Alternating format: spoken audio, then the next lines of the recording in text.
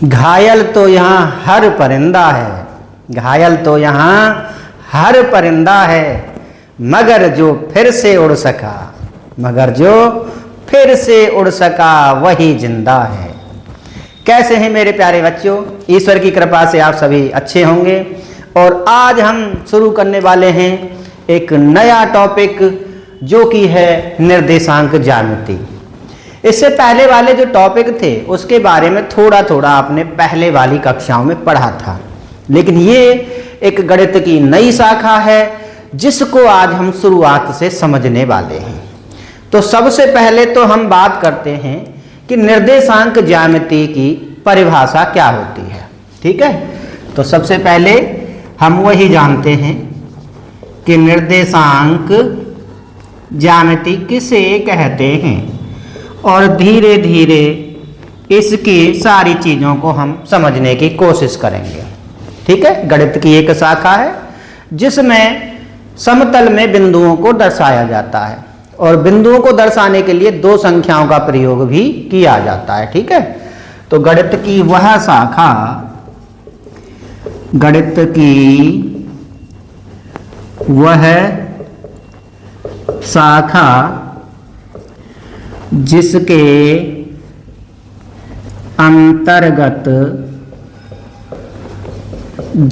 अंतर्गत समतल में किसी बिंदु को दो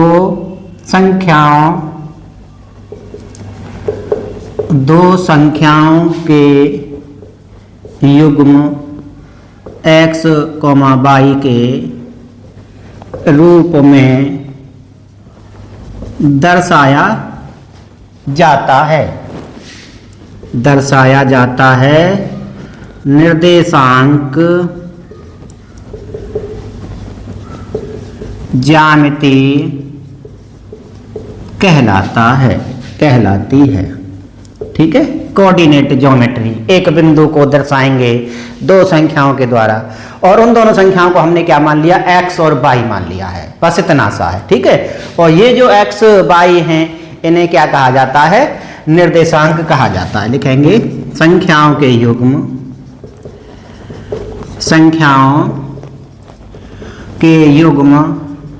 x, y को निर्देशांक कहा जाता है। क्या कहा जाता है? निर्देशांक कहा जाता है। ये परिभाषा हो गई। समतल में एक बिंदु को दिखाना है, दो संख्याओं के द्वारा दिखाना है, बस इतना सा है, यही है निर्देशांक ज्यामिति।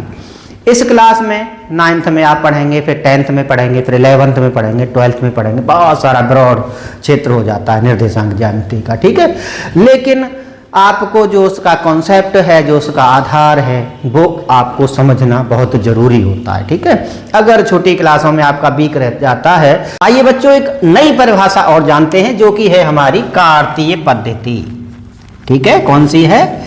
कार्तीय पद्धति, जिसे कार्टेशियन सिस्टम भी कहा जाता है।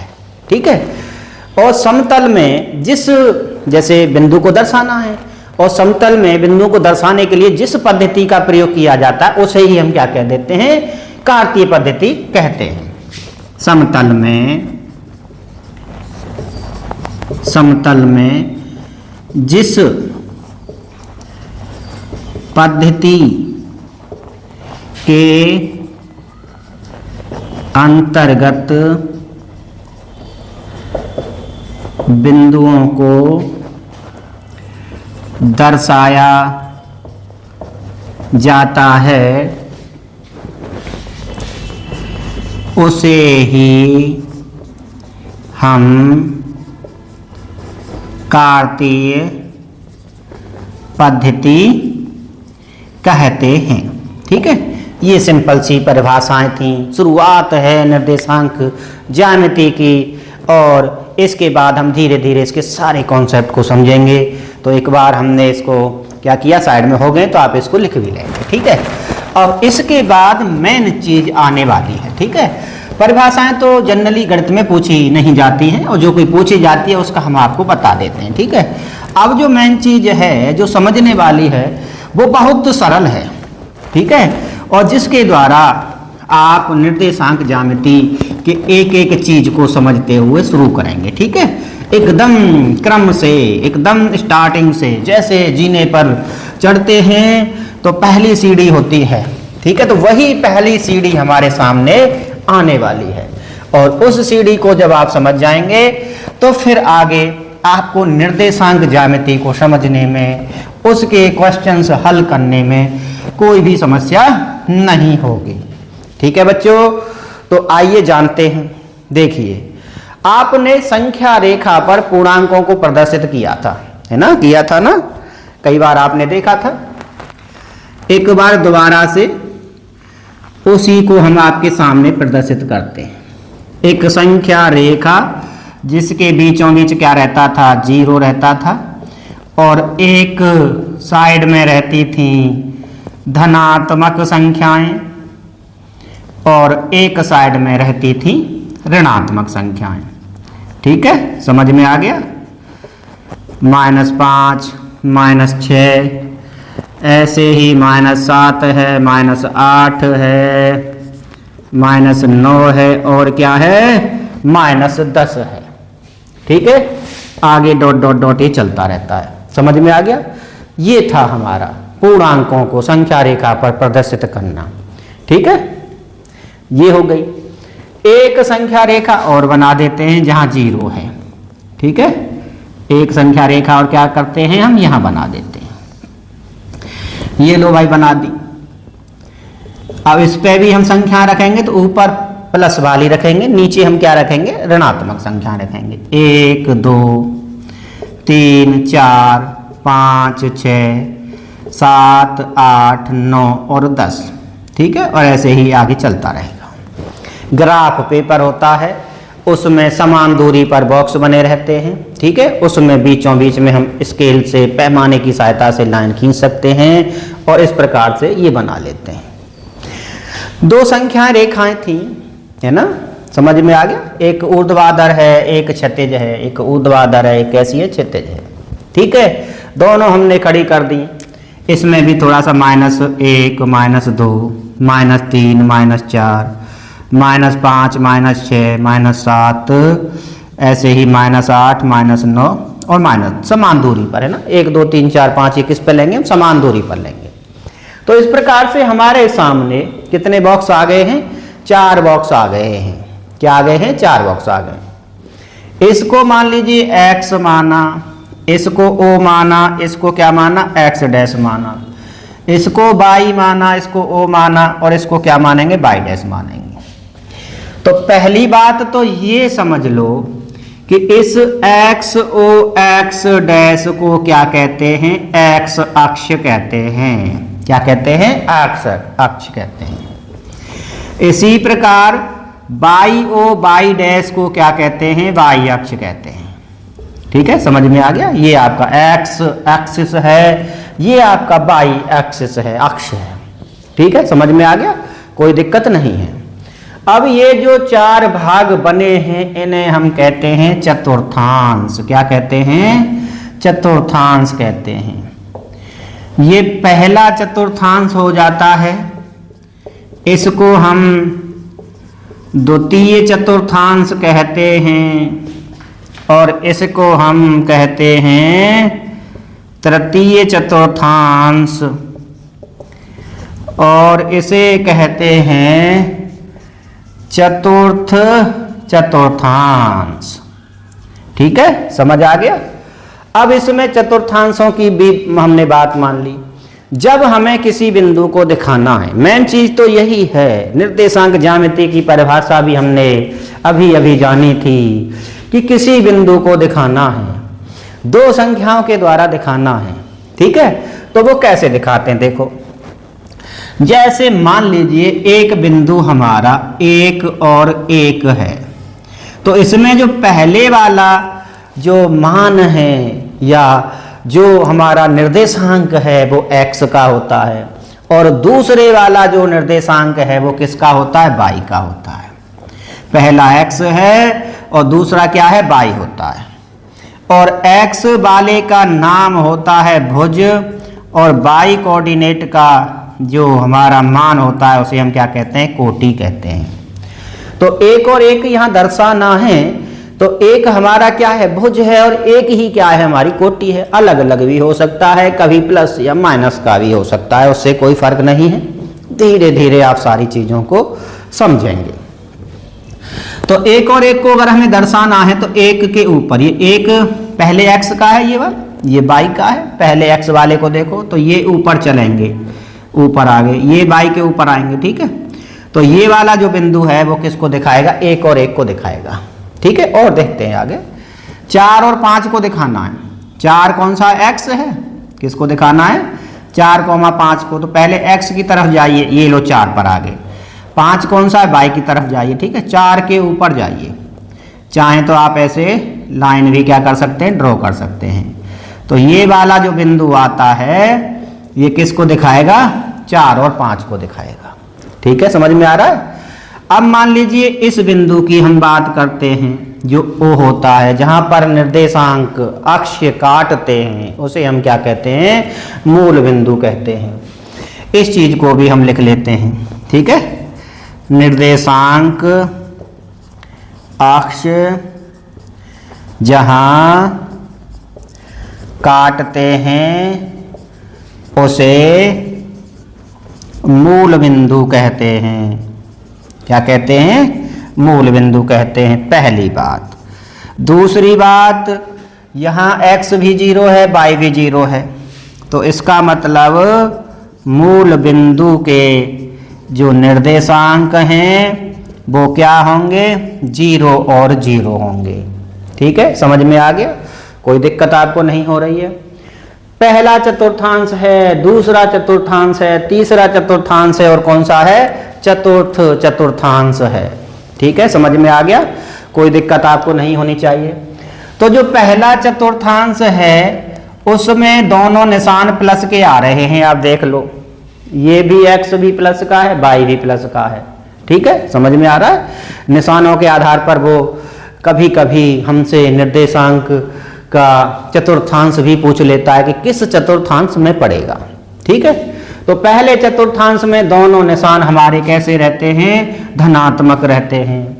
दूसरे में पहले x लिखा जाता है, इस बात को आप ध्यान रखना, भुज निर्देशांक लिखा जाता है, y के निर्देशांक को हम कोटि कहते हैं, ठीक है। तो दूसरे में आ जाइए, दूसरे चतुर्थांश में आ जाइए। यहाँ पर x है, लेकिन x किसका है, माइनस का है, और y किसका है, प्लस का है। ये वाला x है, ये वाला y है, इतना ही तो है आपका चतुर्थांश। कौन सा, सेकंड चतुर्थांश।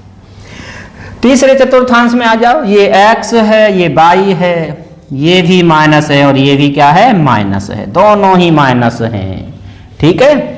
ऐसे ही जब हम चतुर्थ चतुर्थांश की बात कर रहे हैं तो ये x है, ये y है, x पहले लिखा जाता है, प्लस लिख दिया, और ये वाला क्या है, माइनस है, ये हो गया, ठीक है।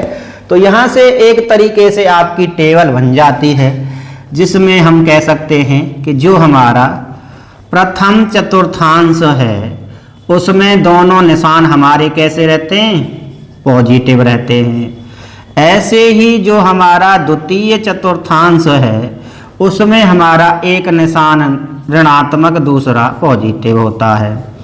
और तृतीय चतुर्थांश के अंदर हमारे दोनों ही निशान x और y, भुज और कोटि ऋणात्मक होते हैं। चौथे चतुर्थांश की बात करते हैं, यानी कि चतुर्थांश की बात करते हैं, तो इसमें एक पॉजिटिव और एक क्या होता है, ऋणात्मक होता है। चारों चतुर्थांशों को हमने लिखा, मूल बिंदु को हमने लिखा। अच्छा, जैसे मान लीजिए कह देता है कि कोई बिंदु अक्ष पर है, कोई बिंदु x अक्ष पर है, तो केवल यहीं पर कोई बिंदु है। कहाँ पर है, x अक्ष पर है, और ये y अक्ष से 5 इकाई की दूरी पर है, तो इसके निर्देशांक कितने हो जाएंगे, 5 और 0 हो जाएंगे, क्योंकि y का निर्देशांक यहाँ पर कितना है, 0 है। चलो y निर्देशांक पर देखते हैं, y अक्ष पर देखते हैं। तो यहाँ निर्देशांक क्या होगा 0,8 होगा। ठीक है, लिखा जाएगा 2 ही संख्याओं से, इस बात को आपको विशेष ध्यान रखना है। ये तो हमने परिभाषा में ही लिखा था कि जिस गणित की शाखा के अंतर्गत 2 संख्याओं से दिखाया जाता है, 2 संख्याओं से प्रदर्शित किया जाता है, वही होती है हमारी निर्देशांक ज्यामिति। मूल बिंदु भी 0 0 से दिखाया जाएगा। यहाँ पर आ जाते हैं, कोई बिंदु हमें दिखाना है, तो ये x पहले है तो -6 और 0 हो जाएगा। यहाँ पर आ जाते हैं, कोई बिंदु यहाँ है, y वाला है, तो 0, क्या हो जाएगा -10 हो जाएगा। और अगर कोई बिंदु ऐसे दिखाया जाता है, बीच में दिखाया जाता है, तो उसकी तो आपको पता ही है कि जैसे बिंदु आपको दिखाना है, मान लीजिए -2 और 3 दिखाना है, तो -2 क्या है, ये रहा, 3 कहाँ है, ये रहा। तो यहाँ स्केल रखो सीधा सीधा, इधर स्केल रखो सीधा सीधा, और यहाँ पर जो बिंदु आएगा वही आपका -2 और क्या होगा, 3 होगा। ठीक है, इसको मिलाने की आवश्यकता नहीं होती है, बस इतना सा ही दर्शा देते हैं। धीरे धीरे आपको अभ्यास हो जाएगा और बहुत सारी चीज़ें मैंने आपको यहाँ पर बताई, चतुर्थांश बताए, मैंने आपको भुजकोटि के बारे में बताया, मैंने मूल बिंदु के बारे में बताया। मूल बिंदु के निर्देशांक 0 0 होते हैं, आ जाता है, बीच में होता है जहाँ निर्देशांक अक्ष काटते हैं एक दूसरे को। और आगे अब हम जो पढ़ने वाले हैं वो कुछ बिंदुओं को पढ़ने वाले हैं, कुछ क्वेश्चनों को पढ़ने वाले हैं। ठीक है, तो देखते हैं पहला क्वेश्चन क्या है।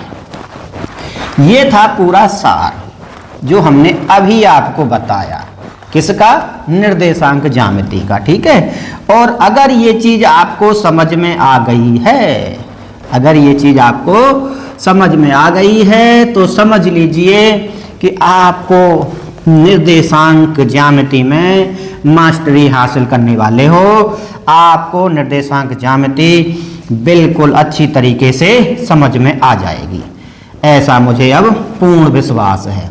ठीक है, और अगर थोड़ी सी दिक्कत है तो वीडियो को दोबारा चला करके देख लेना। ठीक है, आपको समझ में सारी चीज़ें आ जाएंगी। काफ़ी स्लो तरीके से मैंने आपको बताया है। ठीक है, जहाँ पर आपको चीज़ समझ में आ जाती है तो वहाँ स्पीड बढ़ा लिया करें, और जहाँ आपको क्या नाम है समझ में कम आ रहा है तो वहाँ धीरे धीरे जो नॉर्मल या ओरिजिनल स्पीड है उसके आधार पर देखा करें। ठीक है, पहला ही क्वेश्चन दिया गया है, वो ये दिया गया है, अक्षों पर स्थित बिंदु के निर्देशांक लिखिए। ठीक है, पहला क्वेश्चन क्या कहता है, अक्षों पर स्थित बिंदुओं के निर्देशांक लिखिए। ठीक है, और क्वेश्चन में क्या दिया गया है, क्वेश्चन में निर्देशांक अक्ष बनाए गए हैं। ये हमारा क्या है, एक्स अक्ष है, और ये वाला हमारा क्या होता है, वाई अक्ष होता है। यहाँ पर कुछ बिंदुओं को भी दर्शाया गया है। ठीक है, 2 3 4 5 6 7 8 9 10, कम भी दर्शा सकता है, ये भी आपके धनात्मक ही होते हैं, है ना, 7 8 9 और 10। ऐसे ही -1 -2 -3 -4 -5 -6 -7, सिमिलरली -8 -9 और -10 है। ऐसे ही ये -1 -2 -3 -4 -5 -6 -7 -8 -9 और ये -10। ठीक है, 4 बिंदु उसने दिए गए हैं। एक बिंदु तो आपका कहाँ पर दिया गया, यहाँ दिया गया है। दूसरा बिंदु आपका कहाँ दिया गया, यहाँ दिया गया। तीसरा बिंदु कहाँ दिया गया, यहाँ दिया गया। चौथा बिंदु आपको यहाँ पर दिया गया। इस बिंदु का नाम A है, इधर B है, इधर C है और इधर क्या है, D है। अक्षों पर स्थित बिंदुओं के निर्देशांक, है ना, अक्षों पर स्थित बिंदुओं के निर्देशांक लिखिए। एक्स अक्ष पर बिंदु A है, इसके निर्देशांक लिखिए। B वाई अक्ष पर है, C भी एक्स अक्ष पर ही है, और D किस पर है, वाई अक्ष पर है। तो A के निर्देशांक की जब बात करते हैं तो ये कितना आ जाएगा बताइए, 7,0 ही तो आ जाएगा। कितना आ जाएगा? 7,0। 7 पर है, बाई तो 0 होगा क्योंकि इस पर है, थोड़ा ऊपर नीचे होता तब उसका मान लिख जाता है, सीधी सी बात है। बी के लिखेंगे तो 0,3 होगा। इस बात का ध्यान रखना, पहले निर्देशांक भुज लिखा जाता है, एक्स वाला लिखा जाता है ना, तो वो 0 है एक्स वाला। बाई का मान कितना है? 3 है। इधर लिखिए, ये आपका -5 और क्या हो जाएगा? 0 हो जाएगा। इसकी जब बात करेंगे तो ये 0, क्या हो जाएगा? -4 हो जाएगा। तो यहाँ से लिख देते हैं ए के निर्देशांक जो कि हैं कितने? 7,0। अगले लिखो बी के निर्देशांक जो कि हैं 0,3। सी के निर्देशांक, ठीक है, बहुत ही सरल है प्रश्न, बिल्कुल भी हार्ड नहीं है। क्वेश्चन लिखने में टाइम लगा था, क्वेश्चन को करने में टाइम नहीं लग रहा है। -5,0 और ऐसे ही जब हम डी के निर्देशांक लिखते हैं तो वो 0, क्या है? -4 है। अगर एक क्वेश्चन ये भी दे देता कि ओ के निर्देशांक, ओ क्या है? मूल बिंदु है ना, ये भी पूछ लेता है कभी कभी, और मूल बिंदु के निर्देशांक क्या हो जाते हैं आपके? 0,0 हो जाते। कितने? 0,0। यहाँ तक समझ में आ गया आपको? तो अब मैं इसे क्या कर देता हूँ? रफ कर देता हूँ, आप समझ लेना, लिख लेना, ठीक है, बिल्कुल बारीकी से एक एक टॉपिक। यानी कि गणित केवल ये नहीं है कि आपने एक्सरसाइज के क्वेश्चन कर लिए, ठीक है, गणित ऐसा है कि आपको समझ में आ जाना चाहिए कि निर्देशांक ज्यामिति क्या है। फिर आपको चाहे कोई भी किताब दे दी जाए तो फिर आप उसके प्रश्नों को हल कर पाएं। और यही मेरी कोशिश है कि मैं आपके जो टॉपिक है उसको अच्छी तरीके से समझा सकूं, ठीक है। और एनसीईआरटी की किताब के सारे क्वेश्चंस भी आपको कराए जा रहे हैं, लेकिन उससे पहले एनसीईआरटी की एक्सरसाइज से पहले बहुत सारी किताबों से क्वेश्चंस लिए जाते हैं, अच्छे अच्छे क्वेश्चंस लिए जाते हैं, जिससे कि आपका जो अवधारणा निर्माण है वो पूरी तरीके से हो जाए। निम्न को, ठीक है, ग्राफ पेपर पर दर्शाइए, ठीक है। निम्न बिंदुओं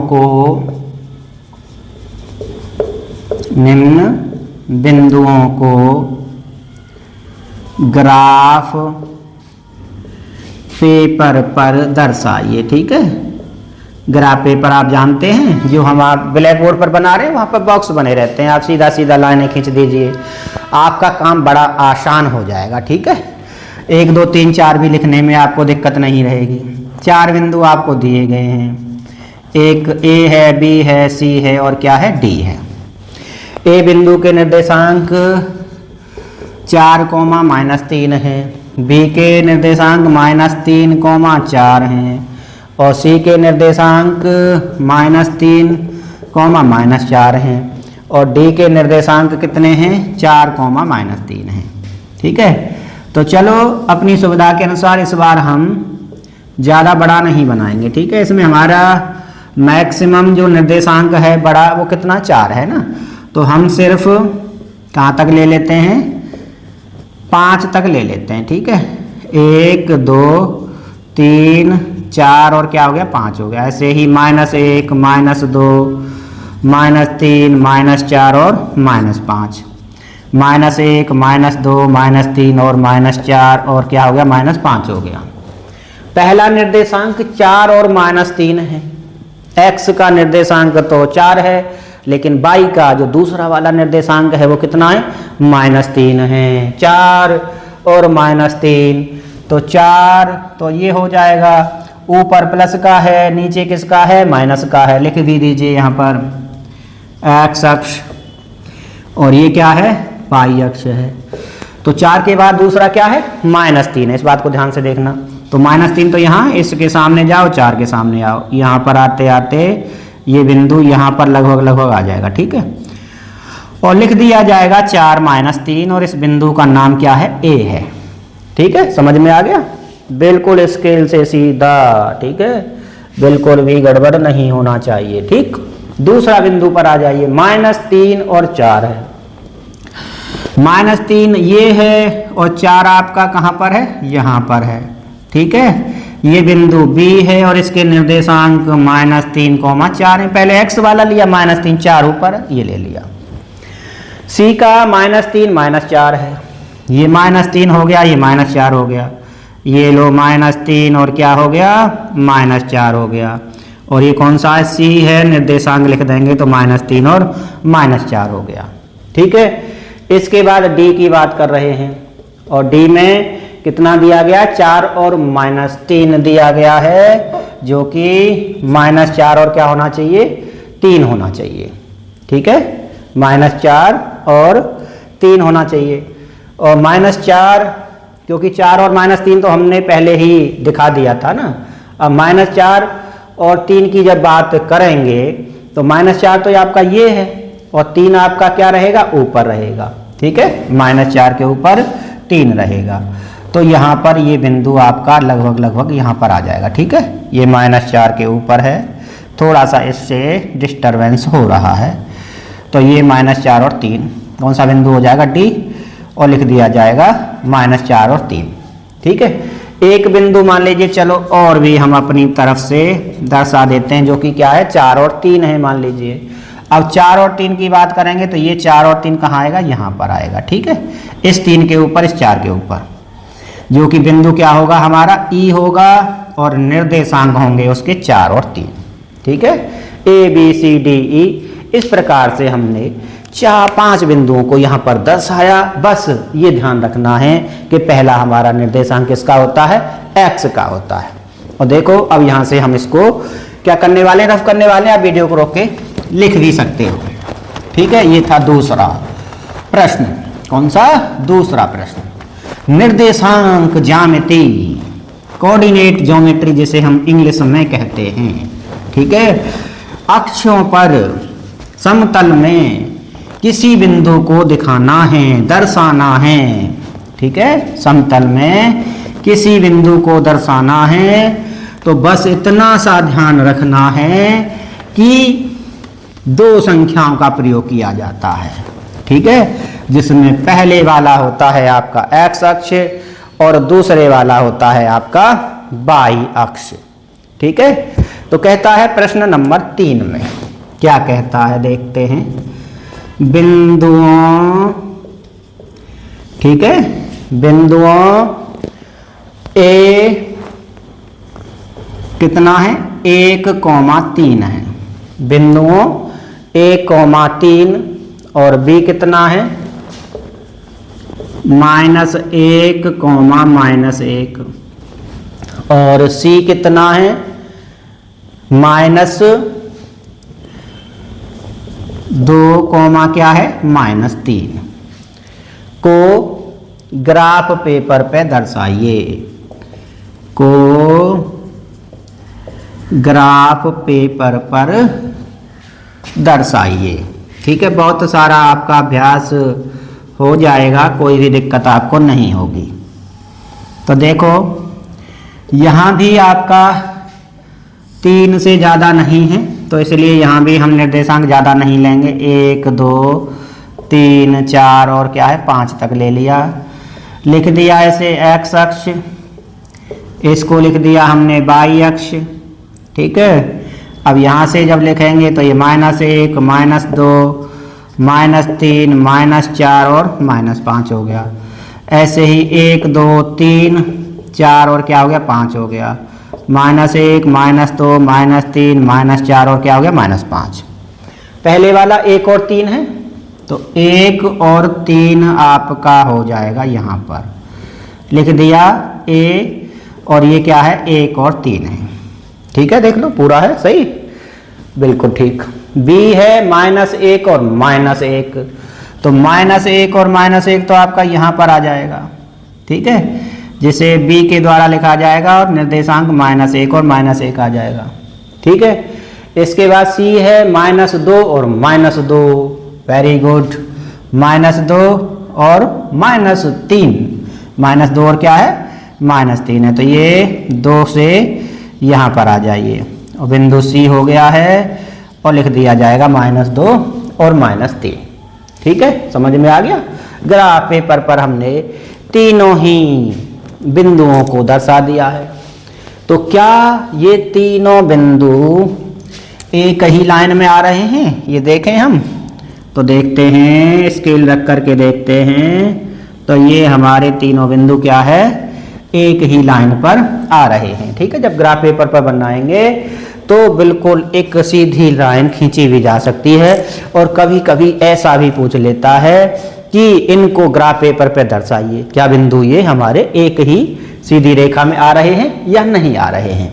ठीक है, अब हम थोड़ा सा आगे बढ़ने वाले हैं और तीसरे के बाद हम अगला क्वेश्चन करने वाले हैं। ठीक है, और उस अगले क्वेश्चन में दिया गया है, क्या दिया गया है देखते हैं। तीसरे के बाद क्वेश्चन नंबर कौन सा है, आपका चौथा क्वेश्चन है। ठीक है, निर्देशांक ज्यामिति के बारे में आज आपको सारी चीज़ें समझ में आ गई होंगी, कोई भी दिक्कत आपको नहीं हो रही होगी। ठीक है, तो कहा गया है कि किस चतुर्थांश में है। ठीक है, निम्न बिंदुओं को बताइए कि वो किस चतुर्थांश में हैं।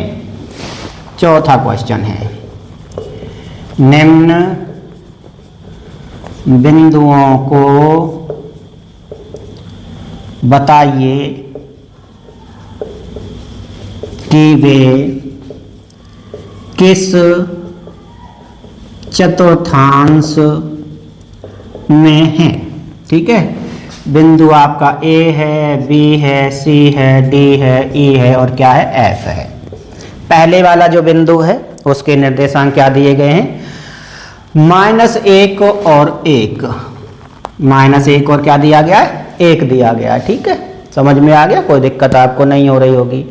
ऐसे ही -3 और -4 है, -3 और -4 है। ऐसे ही आपका -7 और 2 है, और ऐसे ही आपका 3, -2 है। ऐसे ही 4 और क्या है, 5 है। और इसके बाद जो लास्ट है वो क्या है, 2 और 2 है। ठीक है, जब हम चतुर्थांश की बात करते हैं, पहला चतुर्थांश तो ये होता है हमारा, ये हमारा सेकंड चतुर्थांश होता है, ये हमारा थर्ड होता है, ये क्या होता है, फोर्थ होता है। इसमें तो दोनों हमारे कैसे रहते हैं, पॉजिटिव रहते हैं, क्योंकि ये भी पॉजिटिव ये भी पॉजिटिव है। लेकिन इसमें पॉजिटिव और नेगेटिव रहते हैं, क्योंकि ये एक्स नेगेटिव है, वाई हमारा पॉजिटिव है ना, धनात्मक है।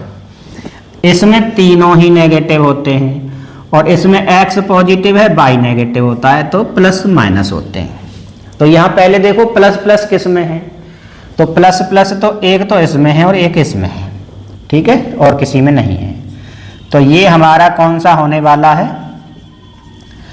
प्रथम चतुर्थांश। ये भी हमारा कौन सा होने वाला है, प्रथम चतुर्थांश।